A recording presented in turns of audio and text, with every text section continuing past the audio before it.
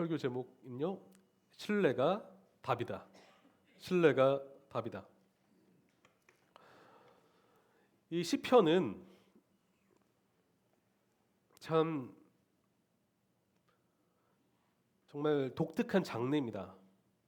왜냐하면 길지 않은데 이 한 문장 안에 너무나 함축적인 메시지가 있기 때문입니다. 또한 이 11절도 7절밖에 안 되는데 7절 안에는 하나님의 위대하신 신학이 있고 우리 사람에 대한 그런 신학이 있습니다. 또한 가장 우리가 성경을 통해서 많이 들어온 단어죠. 믿음, 신뢰라는 것이 무엇인지에 대해서 이 시를 통해서 다윗이 노래하기 때문에 위대한 그런 장르라고 말할 수가 있습니다. 그건 제가 전에도 말씀드렸지만 비슷한 주제, 비슷한 역사적 상황인데도 불구하고 시편 한 편 한 편이 다르게 느껴지는 것은 이 시가 가진 그런 그런 힘이 있기 때문에 그렇다는 생각을 해봅니다. 그래서 저는 시편을 통해서 오늘 또한 우리 성도님들이 큰 위로와 도전과 격려를 받으셨으면 좋겠습니다. 저는 약 13년 전, 14년 전 일인데요. 제가 대학생 때 선교단체를 했던 적이 있었다라고 말씀드린 적이 있었던 것 같아요. 제가 그 선교단체에서 중국 연변으로 선교를 떠난 적이 있습니다. 조선족이 많이 거기 계시잖아요, 연변에. 그래서 조선족에게 전도를 하고, 그리고 이제 더 나아가서는 탈북민을 만나서 북한에 대한 그런 이야기도 듣고, 또 북한 선교에 대한 그런 비전을 품는 그런 시간을 보냈습니다. 한 2주, 뭐 단기 선교니까 한 2주 정도 갔다 왔던 것 같아요. 요즘 영화를 보니까 저희가 보진 못했습니다. 아직 보진 못했는데 신의 악단이란 영화가 이제 인기가 있다라고 들었어요. 크리스찬 영화임에도 불구하고 사람들이 많이 본다라고 들었어요. 보니까 스토리가 대북 제재 때문에 자금줄이 막혀버려가지고 이제 부흥회를 열면 국제사회에서 2억 달러를 지원해준다는 것 때문에 가짜 찬양단을 만들었는데 또 가짜 부흥회를 열었는데 이제 그걸 하면서 점점 회심이 되는 그런 아주 아름다운 스토리라고 봤습니다. 저도 영화관에서 이제 내리기 전에 빨리 보러 가야 되는데 그런데 여러분 북한이라는 나라 있잖아요. 제가 13년 전에도 많이 느꼈거든요. 북한이라는 나라에서 신앙생활 한다는 거 우리가 뉴스를 봐서 아시겠지만 정말 어려운 일입니다. 드러내놓고 신앙생활을 한다는 것은 불가능한 일이고 목숨을 내놓아야 되는 그런 일입니다. 그럼에도 불구하고 제가 선교 여행 당시에 지하교회가 존재한다는 사실을 접하고 제가 듣고 피부로 느꼈을 때 참 가슴이 먹먹하고 나는 좋은 곳에서 신앙생활 하는구나 라는 걸 많이 느꼈습니다. 그들은 어떤 면에서 삶의 기초가 무너져 내리는 듯한 그런 느낌을 받고 있지는 않나라는 생각을 해봅니다. 기초가 무너진다는 것은 무슨 뜻입니까? 근간이 무너지는 것이죠. 개인의 신앙의 자유가 없고 국가적, 사회적, 법적 질서가 온전하지 못해서 개인 복지와 인권을 보호받지 못하는 그런 상황을 말하고 있습니다. 그런데 오늘 시편 11편에서도 3절이 이렇게 말해요. 기초가 바닥부터 흔들리는 이 마당에 의인들 무엇을 할 수 있겠는가? 기초가 바닥부터 흔들린다라고 하고 있어요. 지진이 일어난 듯한 그런 상황이 있다는 것입니다. 여러분, 이 교회 바닥이 흔들린다고 생각해 보세요. 우리는 여기 앉아있지 못합니다. 바로 나가시겠죠, 그렇죠? 네.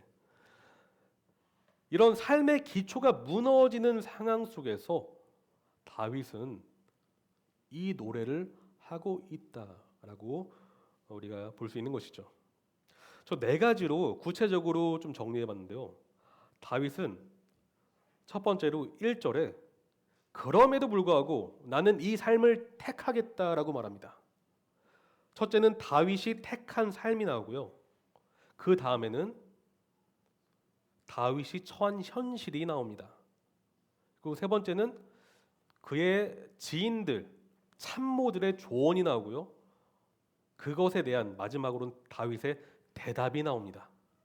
그래서 다시 역으로 거슬러서 11편 1절에 내가 주님께 피하였거늘, 어떤 면에서 이 문구가, 이 표현이 이 시편의 시작이자 결론이라고 말할 수가 있어요. 다윗은 그럼에도 불구하고 나는 이 삶을 택했다라고 말하기 때문입니다. 이 삶을 택했다. 1절을 보시겠습니다.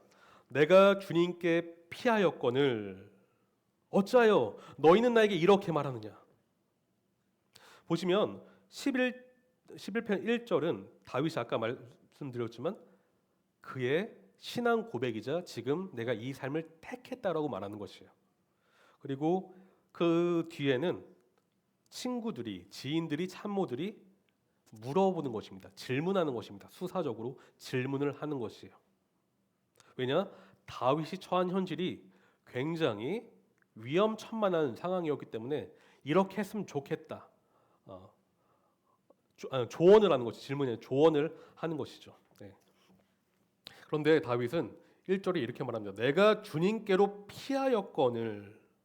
그럼 피하는 것이 무엇입니까? 우리는 언제 피합니까? 네, 안전할 때 안 피해요. 위험할 때 피합니다. 어떤 상황이 닥쳐야만 우리는 피해야지 반사적으로 반응하게 됩니다. 피한다는 것은 삶에 닥친 위험을 피해 어디로 가는 것이죠? 안전한 곳으로 가는 것입니다. 우리는 불현듯 닥친 위험을 통해서 평소에 자신이 피난처라고 생각했던 곳으로 가게 돼 있어요. 다시 말씀드릴게요. 그동안 내 삶에서 피난처로 여겼던 곳으로 우리는 갑자기 닥친 상황 때 그곳으로 피하게 돼 있어요. 왜냐? 생각하면 이미 늦거든요. 그렇죠? 그러니까 우리가 어떻게 살아왔고 어떻게 묵상했고 누구를 의지했는지가 그때 나타난다는 것입니다. 근데 보세요. 내가 주님께 피하였거늘, 이 시제를 말씀드릴게요. 제가 이제 가끔씩 문법을 말씀드리는 이유는 조금 더 생동감 넘치게 제가 전달하기 위해서 말씀드리는 거예요. 제가 괜히 아는 척하려고 말씀드린 게 아닙니다. 여러분께 이해를 돕기 위해서 완료형, 그러니까 이미 끝난 거예요. 끝난 거. 뭐예요? 내가 주님께 이미 피했다라는 뜻이요. 네? 그러니까 결론이라는 것이요. 나는 이미 피했어.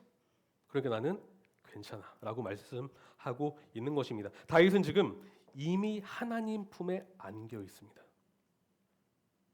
마치 아기새가 어미새의 품에 꼭 안겨 있듯이 그 품에 안겨 있다라고 담대하게 말하는 것입니다. 이미 나는 안전하다라고 말하는 것이죠.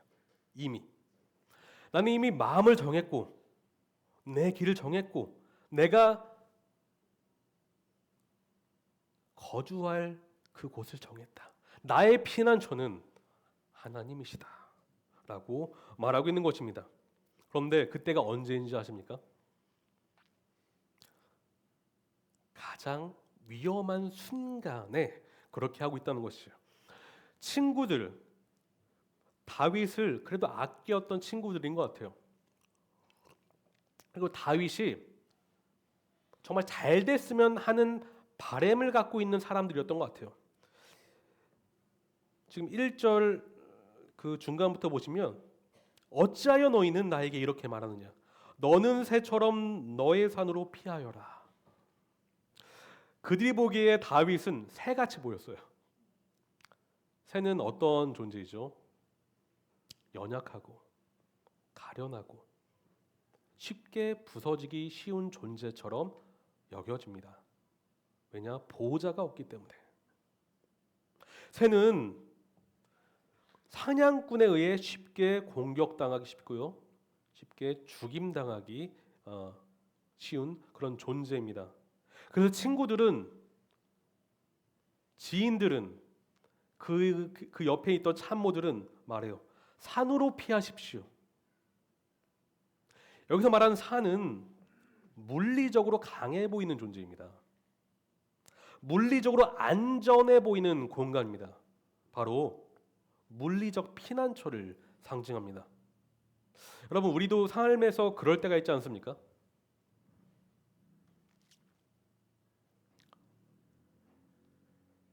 재산을 의지하고 싶을 때가 있고, 나의 육신의 친구들, 내가 의지하고 싶은, 눈에 보였을 때 쉽게 바로 의지할 수 있는 어떤 존재, 그런 존재를 의지하고 그곳에 나의 마음을 두고 싶을 때가 있지 않습니까?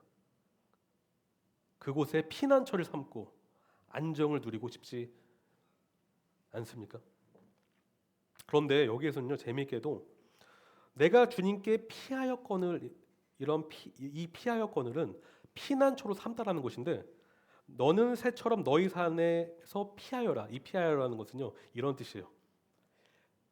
배회하다, 이리저리 떠돌아다니다는 뜻이에요. 다른 단어예요. 다른 의미의 단어입니다. 그러니까 다윗은 지금 시적으로 말하는 것이에요. 너희는 왜 집 없는 방랑자처럼 이리저리 정처 없이 돌아다니라고 조언을 하는 것이냐라고 말하는 것입니다. 여러분, 물리적 피난처는 우리의 진정한 피난처가 될 수가 없습니다. 물리적 피난처는 우리를 궁극적으로는 이리저리 배회하게 만들 뿐입니다. 이사야 30장 1절에서 3절은 지금의 논의를 잘 입증하는 구절이라고 말할 수가 있습니다. 때는 아수르, 근동 지역을 장악했던 그 아수르가 남유다를 못살게 굴 때였습니다. 공격이 극심했을 때, BC 700년쯤 유다는 국가의 기초가 흔들리던 때였습니다. 그때 남유다가 어떻게 한 줄 아십니까? 그들은 영적 피난처이신 여호와를 붙잡았어야 됐지만 그들이 탈출했던 애굽을 의지해 버렸어요. 그러니까 물리적 피난처인 애굽, 그래도 당시의 강대국이었던 애굽을 눈에 보이기에 그들을 의지하면 그래도 아수르로부터 우리가 보호받을 수 있을 것이다라고 생각해서 애굽을 의지했다는 것입니다. 우리 이사야 30장을 보시겠습니다. 이사야 30장이요. 이사야 30장 1절에서 3절을 같이 한번 읽어볼까요? 이사야 30장 1절에서 3절입니다. 같이 한번 읽어보겠습니다. 주님께서 말씀하신다. 거역하는 자식들아, 너희에게 화가 닥칠 것이다. 너희가 계획을 추진하지만 그것들은 나에게서 나온 것이 아니며 동맹을 맺지만 나의 뜻을 따라한 것이 아니다. 죄에 죄를 더할 뿐이다. 너희가 나에게 물어보지도 않고 이집트로 내려가서 바로의 보호를 받아 피신하려 하고 이집트의 그늘에 숨으려 하는구나. 바로의 보호가 오히려 너희에게 수치가 되고 이집트의 그늘이 오히려 너희에게 치욕이 될 것이다. 그래서 2절에 피신이라는 단어 있잖아요. 1절에 하나님께 피신한다랑 그 단어랑 동일한 언어입니다. 그러니까 남유다는 애굽으로부터 나왔음에도 불구하고 다시 과거로 회귀하려고 하는 것입니다. 그들이 붙잡아야 될 왕, 그들을 자유인으로 만들어 주신 여호와 하나님을 붙잡지 않고 그들을 노예 삼았던 애굽에게로 다시 돌아가려고 하는 그들의 영적 상태를 하나님은 꼬집고 계신 것입니다. 여러분, 여호와께 피신하지 않는 사람들은 결국 이리저리 배회하다가 사냥꾼의 잡혀버리는 새와 같은 신세가 될 것입니다.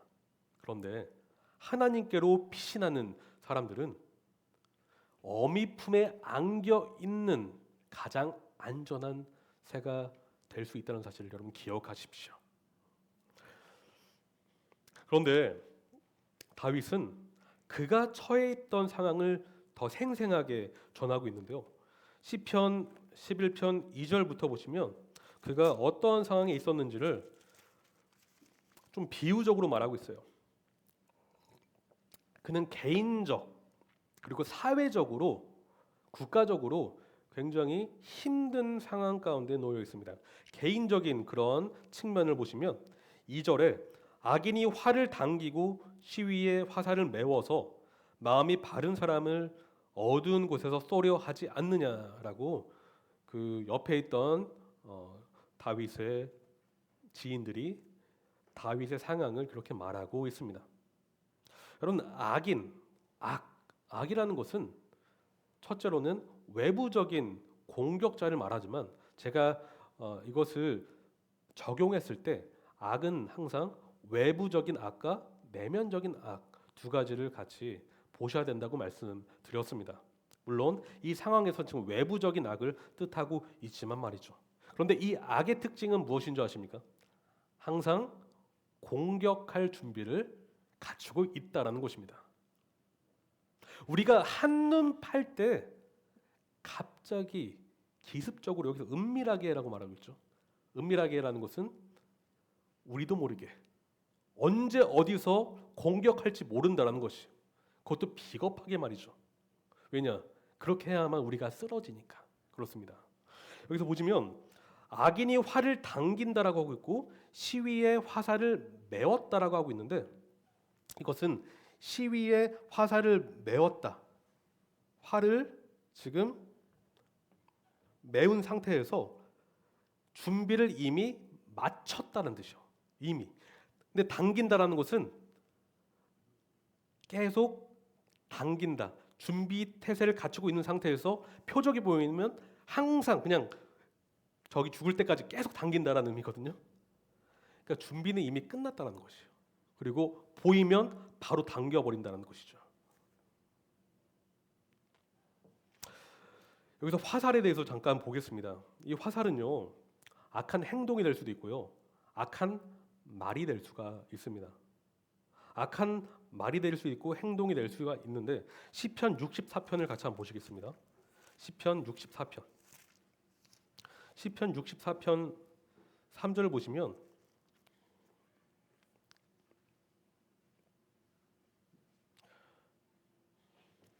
3절에서 5절을 같이 한번 읽어보겠습니다. 시편 64편 3절에서 5절 같이 읽을게요. 그들은 칼날처럼 날카롭게 혀를 버려 화살처럼 독설을 뽑아냅니다. 죄 없는 사람을 쏘려고 몰래 숨어 있다가 느닷없이 쏘고서도 거리낌조차 없습니다. 그들은 악한 일을 두고 서로 격려하며 남몰래 올가미를 치려고 모의하며 누가 우리를 보랴 하고 큰 소리를 칩니다. 네, 동일하게 다윗이 썼는데 다윗은 사울과 압살롬에 의해서 실질적으로 죽임을 당하려고도 그러니까 공격을 받았기도 했지만 말로도 공격을 받았습니다. 모함, 조롱, 욕설, 음해하는 그런 소문으로 그를 죽이려고 했습니다. 여러분, 화살이라는 것은 독화살이라고도 우리가 볼 수가 있어요. 화살처럼 독설을 뽑아냅니다. 여러분, 화살에 독이 묻어있는 그 화살을 쏘았을 때 맞은 사람 어떻게 됩니까?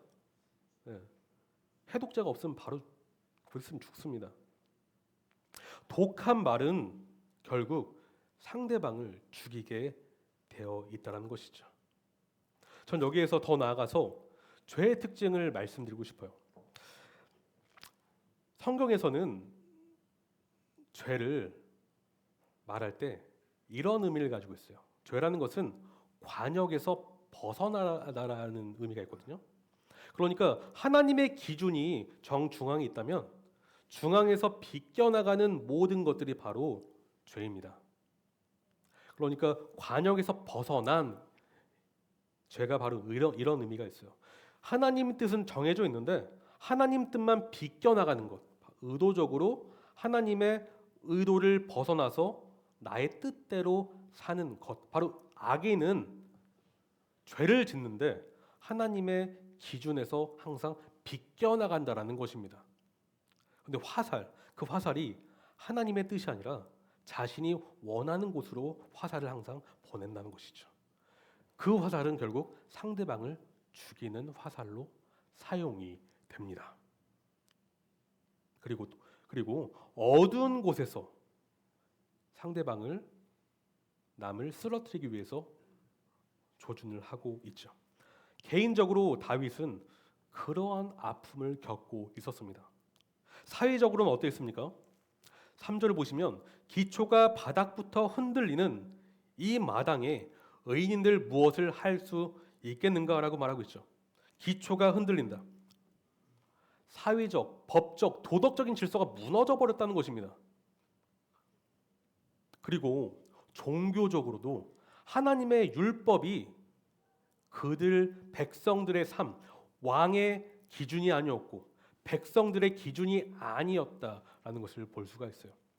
제가 추측하기로는 그래서 사울 왕 때 이 시편이 쓰여지지 않았는가라고 해석을 하지만 궁극적으로 다윗이 처해 있던 상황은 그의 삶의 질서가 뒤흔들릴 수밖에 없는 그런 상황이었다라고 볼 수가 있는 것이죠. 그래서 친구들은 의인인들 별 뾰족한 방법이 있겠는가?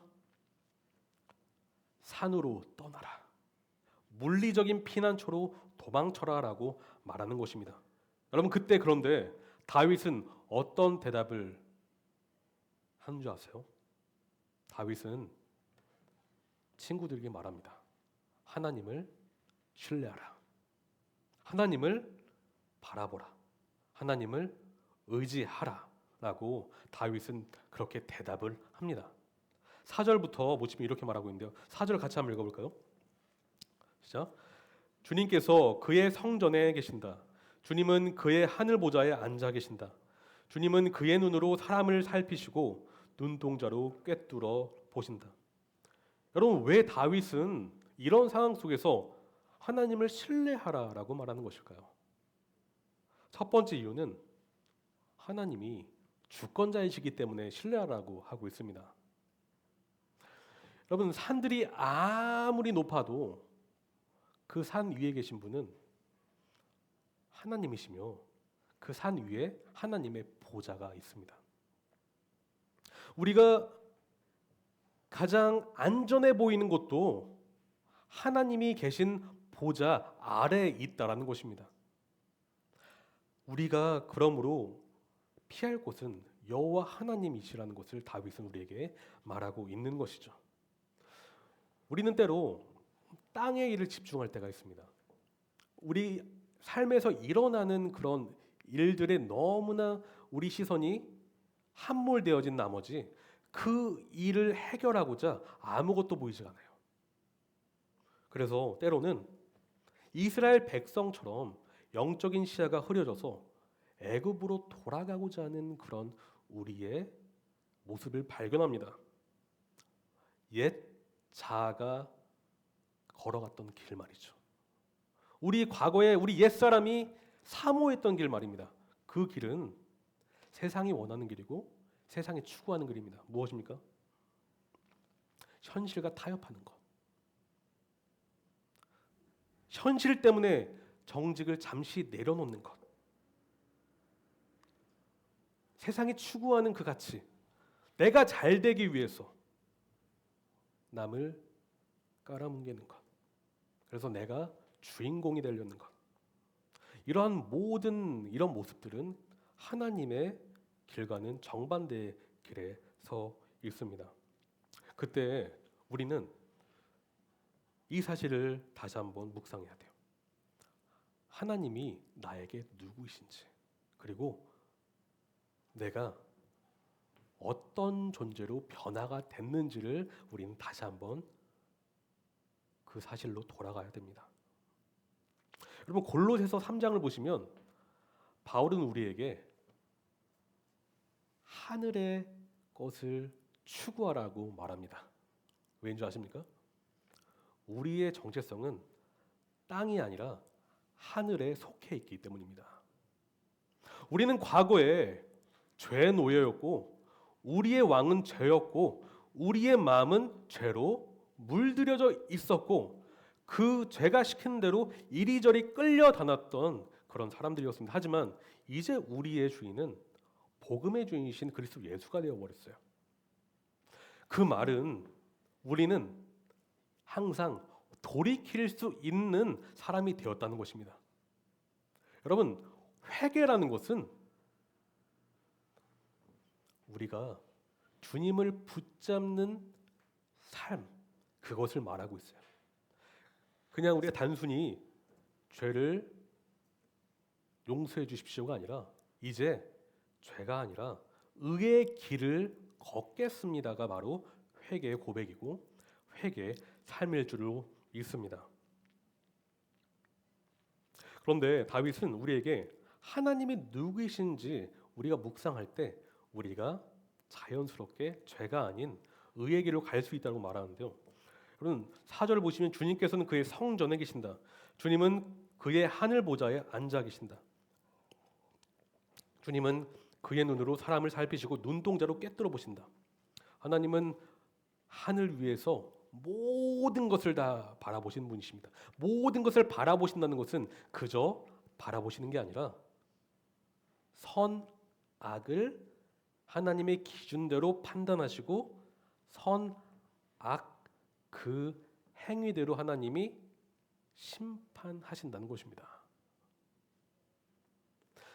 땅에 속한 사람들은 그 주권자가 자신을 보지 않고 있다라고 착각하고 살아요. 그리고 영원한 심판은 없는 것처럼 그렇게 살아갑니다. 하지만 하나님은 반드시 심판하실 것입니다. 하나님은 반드시 심판하실 것입니다. 여러분 여기서 주님은 그의 눈으로 사람을 살피시고 눈동자라고 하고 있잖아요. 원래는 눈동자가 아니라 눈썹이에요. 원어를 살펴보면 눈썹인데요. 눈썹이 튀어나올 때가 언제입니까? 보통은 그냥 가만히 있잖아요. 자, 한번 볼게요. 자, 저 보세요. 왜 튀어나오죠? 눈썹이?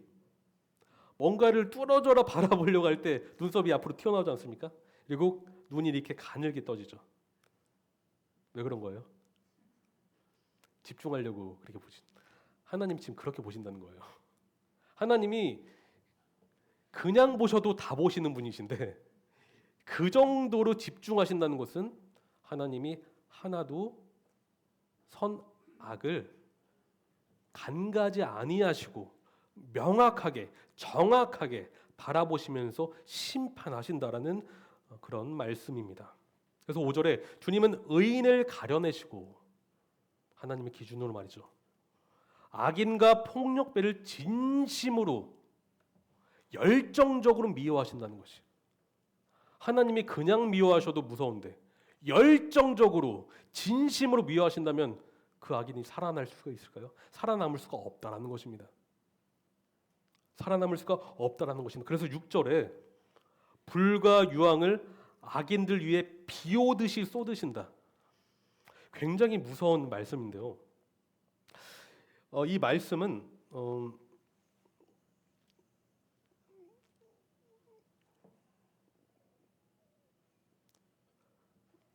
창세기 19장 24절을 보시면 잘 나와 있습니다. 한번 보실게요. 창세기 19장. 소돔과 고모라에 하나님이 내리셨던 심판을 연상을 하게 돼서 같이 한번 읽겠습니다. 창세기 19장 24절입니다.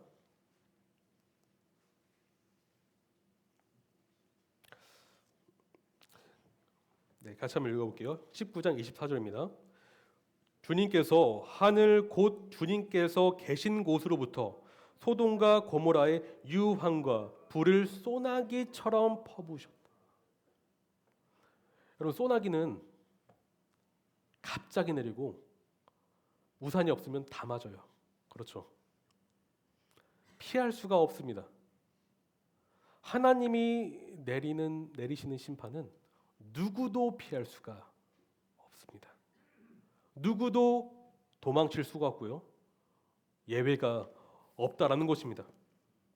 여러분, 하나님께 피하지 않는 인생은 소나기 같은 마지막 심판을 맞게 될 것입니다. 이것이 마지막 운명이에요.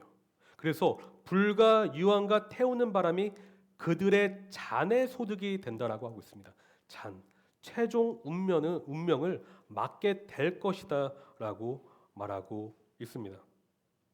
그런데 다윗은 마지막에 이렇게 고백을 해요. 7절을 같이 한번 읽어볼까요? 11편 7절입니다. 주님은 의로우셔서 정의로운 일을 사랑하는 분이시니 정직한 사람은 그의 얼굴을 뵙게 될 것이다. 저 성도님께서 산상수훈 팔복을 잘 들으셨다면 이 말씀이 산상수훈에도 있는 말씀이라는 것을 아실 수 있을 것 같아요. 기억나십니까? 마음이 깨끗한 사람은 복이 있다. 그들이 하나님을 볼 것이다. 누가 하나님을 본다고 하고 있죠? 마음이 깨끗한 사람입니다. 여러분, 누가 마음이 깨끗합니까? 심령이 가난한 사람이 깨끗합니다. 심령이 가난하면 어떻게 해야 됩니까? 내가 너무도 영적으로 가난하여 파산 신청을 한 사람만이 심령이 가난해질 수가 있습니다. 심령이 가난한 자가 온유해질 수 있고 친절할 수 있으며 의로 인해 배고프고 하나님을 바라보며 마음이 깨끗해질 수 있다라고 말하고 있습니다. 그런데 저는 예전에 설교에서 마음이 청결하다는 것은 이러한 의미가 있다고 말씀드렸어요. 청결하다는 것은 마음이 갈라지지 않은 상태라고 말씀드렸습니다. 다시 말해 마음이 청결하다는 것은 오직 한 분만을 집중하는 것이 마음이 청결하다고 말씀드렸습니다. 제가 비유로 말씀드렸어요. 남편이 있다라고 한다면 마음이 청결한 남편은 오직 누구만을 바라보는 남편이에요? 아내만을 바라보는 남편입니다. 오해하지 마십시오. 항상 아내한테만 붙어 있으라는 뜻이 아니고요. 우리의 마음이 그만큼 사랑해야 될 대상만을 집중하며 그 대상을 바라보며 그 마음을 그분께 두는 것을 말씀드립니다. 결국 우리는 하나님께 시선이 고정될 때 마음이 청결할 수 있고 우리의 마음이 정직해질 수가 있습니다. 우리가 정직한 삶을 산다라는 것은 우리가 정직해야지 해서 정직해지는 것이 아니라 하나님이 우리와 함께 있을 때, 내가 하나님 품에 꼭 안겨 있을 때 그분의 성품이 나의 성품이 되고 그분의 뜻이 나의 뜻이 되는 것입니다. 그럼 어떻게 해야 될까요?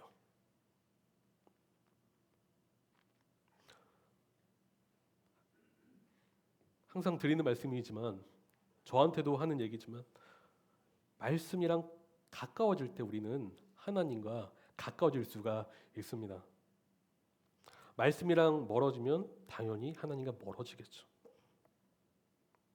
우리는 말씀을 통해서 하나님을 만나야 됩니다. 저는 오늘날 더 도전받는 것은 말씀 중심적인 신앙생활이라고 생각을 합니다.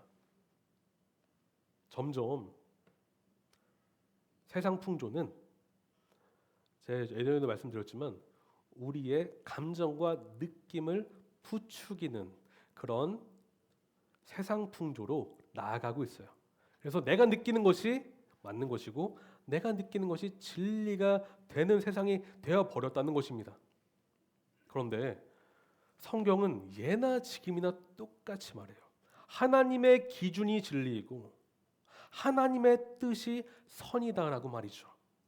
그래서 다윗은 하나님의 뜻으로 돌아가 하나님 뜻을 집중하는 것입니다. 이것이 11편의 결론입니다.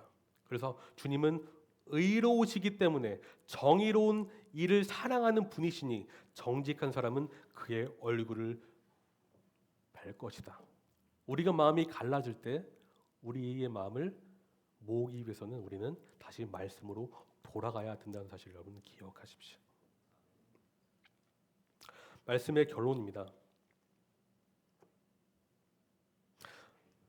그래서 다윗은 결론을 11편 1절에 이렇게 말하죠. 내가 주님께 피하였거늘. 성도님, 힘든 순간이 찾아올 때가 종종 있으시죠?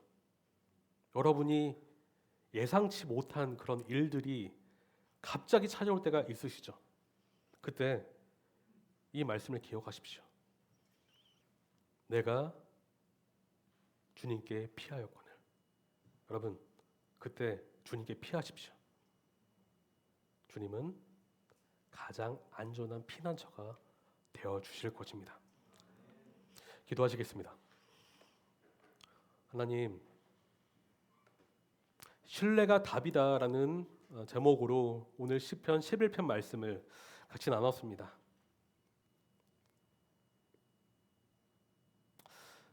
사람들은 현실 앞에 뾰족한 묘책을 마련하라고 말합니다.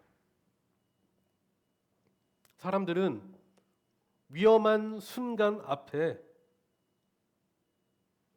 눈에 보이는 피난처로 피신하라고 말합니다. 물론 그것이 완전히 틀린 말은 아닐 때가 있습니다. 하지만 다윗이 고백하는 것처럼 하나님이 우리의 피난처가 되지 않으신다면 우리가 어찌 안정을 누릴 수 있겠습니까? 하나님, 이 다윗의 고백이 우리의 고백이 되게 하여 주시옵소서. 하나님, 지금 세상은 너무도 빠르게 변하고 있습니다. AI 기술로 인해 직장이 그동안 전통적으로 해왔던 그런 일들이 순식간에 없어지고 정말 한치 앞을 내다볼 수 없는 복잡 미묘한 그런 세상이 펼쳐지고 있습니다. 하지만 우리는 단순히 다시 다윗의 고백처럼 하나님을 신뢰합니다라는 고백으로 나아갑니다. 주님을 붙들고 이 세상을 바라보게 하여 주시옵소서. 세상의 풍조에 그 조류에 휩쓸려 다니는 우리들이 아니라 하나님을 꼭 붙들고 세상을 분별하는 믿음의 백성이 되게 하여 주시옵소서. 주님, 우리의 피난처는 하나님이십니다. 사랑합니다. 예수님의 이름으로 기도합니다.